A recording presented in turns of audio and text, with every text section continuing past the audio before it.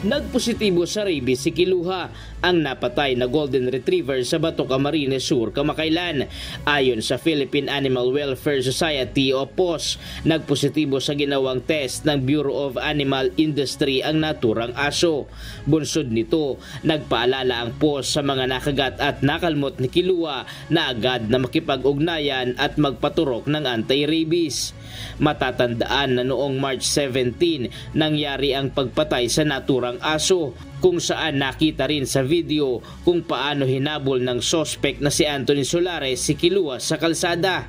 Sa kabila nito, itutuloy pa rin umano ng may-ari ng aso ang isasampang kasong animal cruelty laban sa nasabing sospek. Ayon sa POS, bagamat nagpositibo ang aso, ay pananagutin pa rin si Solares dahil sa pagdala nito kay Kiluha sa slaughterhouse. Ryan Salatandol, humahataw sa balita ngayon.